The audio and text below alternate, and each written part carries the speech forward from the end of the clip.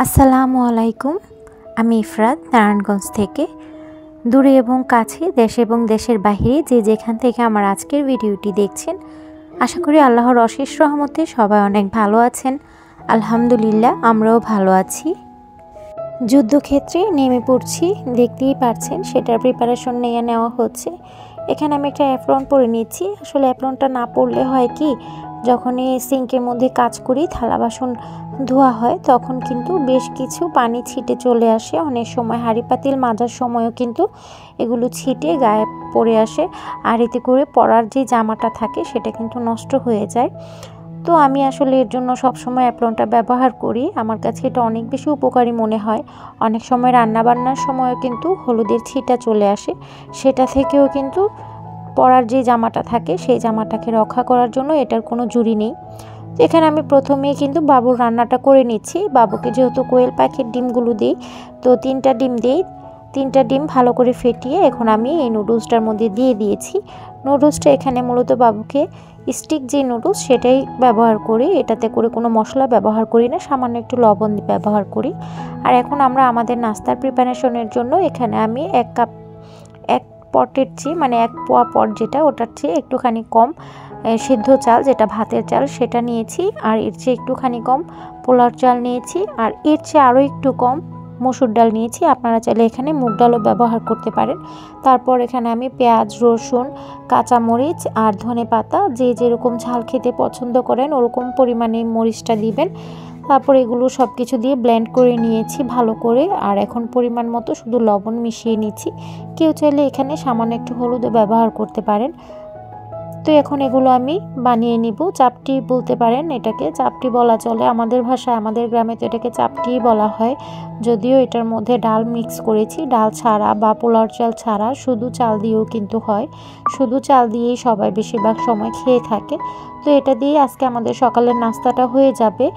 অন্য কোনো কিছুই এর সাথে ডিম ভাজি বা তরকারির ঝোল এরকম কিছুই দিব না। সেজন্য কিন্তু এটার মধ্যে আমি একেবারে একসাথেই ধনেপাতা, পেঁয়াজ, রসুন, তারপর মরিচ সব কিছুই দিয়ে দিয়েছি, যাতে করে এটা এমনিতেই খেয়ে নেওয়া যায়। তো এখন সবার আগে ছোট মেয়েকে নাস্তা দিয়ে দিয়েছি। তাদের যেহেতু সকালবেলা হুজুর পড়াতে আসে, আরবি পড়াতে আসে, তাই কিন্তু তাদের ক্ষুধা থাকে বেশি। সেজন্য ভাবলাম যে প্রথমেই তাকে খাইয়ে দেই। আর এই তো বাবুর জন্য কালকে যে চামচ ফিটার টানা হয়েছে সেটাকে আমি এখন প্রসেস করে নিব ওর খাওয়ার জন্য, যেহেতু ও বড় হয়ে গেছে। তো এর জন্য আমি এটা গরম করে তারপর দিয়ে দিব। এরকম একটা মোটা যদি কোনো কিছু থাকে আপনাদের বাসায়, সেটা আপনারা গরম করে এভাবে দিয়ে এই চামচের যে মুখটা আছে সেটা বড় করে নিতে পারেন। অন্যথায় কিন্তু যে কোনো খাবার এটার মধ্যে আটকে যাবে। বা অনেক বেশি লিকুইড আকারে রান্না করতে হবে, যেটা কিন্তু বাচ্চারা 2 একবার শিশি করলেই হজম হয়ে যাবে, পেটের মধ্যে বেশিক্ষণ থাকবে না। আর ও যেহেতু এখন বড় হয়ে গেছে, তাই কিন্তু ওর জন্য খিচুড়িটা গাঢ় করেই রান্না করা হয়। সেজন্য ওকে চামচ বাটি দিয়ে খাইয়েছিলাম, কিন্তু তাকে এখন হাতের নাগালে পাওয়া যায় না। এই তো সকালে ঘুম থেকে উঠেই কিন্তু সে বাইরে চলে এসেছে। এগুলো এখন তার প্রতিদিনের কাজ হয়ে গেছে। সে সকালে ঘুম থেকে ওঠার সাথে সাথে তার ছোট বুবুকে নিয়ে বাহিরে এমন পুরো খেলার আয়োজন করে নেয়, আর বাহিরেই থাকে, দোলনায় থাকে অথবা নিচে বসে থাকে। তো সকালবেলা যেহেতু দোলনার মধ্যে দুলতে গেলে বাতাস লাগবে, সেজন্য আমি কিন্তু তাকে নিষেধ করেছি দোলার কথা। আর এর জন্যই সে তার বোনকে নিয়ে পাটি বিছিয়ে খেলার আয়োজন করছে। আসলে এখন কিন্তু বাহিরে অলরেডি সকালবেলা অথবা সন্ধ্যার দিকে ভালো শীত পড়ে গেছে। এর আশেপাশে তো অনেক বেশি গাছপালা, সেজন্য কিন্তু ঠান্ডাটাও বেশ ভালো পড়ে আলহামদুলিল্লাহ। তবে ঘরের ভিতরে যখন কিনা আমাদের দরজা জানালা লাগানো থাকে তখন কিন্তু অতটা শীত বোঝাই যায় না। আর যখনই বাহিরে যাই তখন কিন্তু প্রচণ্ড শীত লাগে। তবে শীতের সময় শীত লাগবে না, এটা কিন্তু মোটেও ভালো লাগে না। আর শীত শীত ভাব থাকাটা, মানে এখন যে অবস্থাতে আছি এই অবস্থাটা খুবই ভালো লাগে। এটা আমি বেশ এনজয় করি। না অতিরিক্ত গরম, না অতিরিক্ত শীত। অতিরিক্ত হাড় কাঁপানো শীতে কিন্তু আবার কাজকর্ম করতে অনেক বেশি কষ্ট হয়ে যায়। তো এই তো মেয়ে কিন্তু ওকে নিয়ে ভাইকে নিয়ে একটু বাইরে গেছে। এটা হচ্ছে আমাদের ঘরের পেছনের সাইড। এই পরিবেশটা কিন্তু বেশ সুন্দর। আমার যখন বিয়ে হয়েছিল তখন কিন্তু আরও বেশ সুন্দর ছিল। এখানে বড় বড় কড়ই গাছ ছিল, তো সেটার কারণে কিন্তু নিচের দিকটা নোংরা কম হতো, জঙ্গলের মতো দেখাতো না।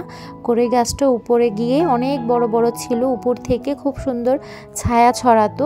আর এতে করে আশেপাশের পরিবেশটা বেশ সুন্দর লাগতো, পার্কের মতো লাগতো। তবে আলহামদুলিল্লাহ এখনও যেমনটা আছে, আমরা একটু বাইরে বের হতে পারি, অথবা ওরকম কোলাহল নেই। দেখতেই পাচ্ছেন একেবারেই কিন্তু নীরব। আর সে কিন্তু তার খাওয়া দাওয়া সব বন্ধ করে সকালবেলায় এরকম হাঁটাহাঁটি শুরু করে দেয়। ইদানিং তাকে আসলে ধরা ছোঁয়ার বাইরে হয়ে গেছে, তাকে একেবারেই হাতের কাছে আনা যায় না। আগে তো বসিয়ে কোনো না কোনোভাবে এটা ওটা দেখিয়ে বা অনেকটা সময় ব্যয় করে তাকে খাওয়ানো যেত। তো এখন এরকম হওয়ার কারণে আমি কিন্তু ফিডারটা আবার এনেছি, কারণ একেবারে না খাইয়ে তো এভাবে রাখা চলবে না। তাই যখন সে হাঁটাহুটি করবে তখন তার মুখে আমি ফিডারটা দিয়ে খাবার তুলে দিব, এতে করে অন্তত কম হলেও তার খাওয়া হবে। আসলে বাচ্চারা এরকমই। আর কিছুদিন আগে তার যেহেতু হ্যান্ড টু মাউথ ডিজিজটা হয়েছিল, সেটার পর থেকেই তার খাবার দাবার নিয়ে আর মেজাজ একেবারেই খিটখিটে হয়ে থাকে।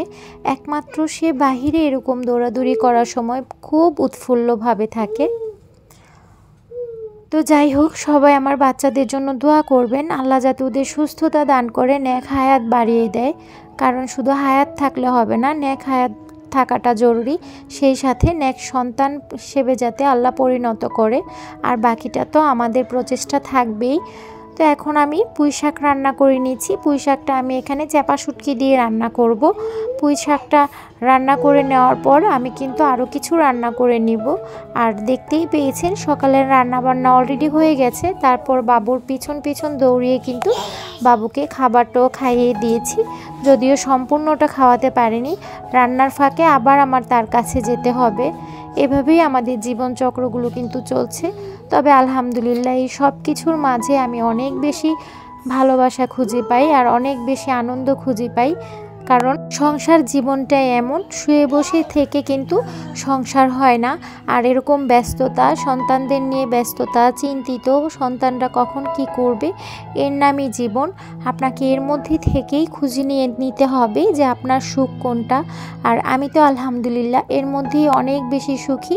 আল্লাহর কাছে লাখ লাখ শুকরিয়া, আল্লাহ যা দিয়েছেন যেরকম দিয়েছেন আলহামদুলিল্লাহ। আর সবচেয়ে বড় কথা হচ্ছে সবারই কিন্তু কম বেশি নেগেটিভিটির মধ্যে থাকতে হয়। কারো আশেপাশে হয়তো একটু বেশি, কারো হয়তো কম। তো এই সব কিছুর মধ্যে আপনাকে সবসময় পজিটিভ মাইন্ডে সব কিছু পজিটিভভাবেই নিতে হবে। আপনার দুনিয়াটা যদি অন্য সবার সাথে অ্যাডজাস্ট না হয়, তাহলে সেখান থেকে আপনি সরে যাবেন এবং কি আপনার পরিবারের প্রায়োরিটিটা আপনি সবার প্রথমে রাখবেন, তাহলেই আপনি সুখী হতে পারবেন। আর এই তো আপনাদের সাথে সুখ দুঃখের কথা বলতে বলতে আমি কিন্তু আজকে কোয়েল পাখি রান্না করে নিয়েছি, সেটা আপনাদেরকে ভিডিওতে দেখিয়েও দিয়েছি। তবে পুরোটাই কোয়েল পাখি ছিল না, সাথে কিছুটা মুরগির মাংসও ছিল।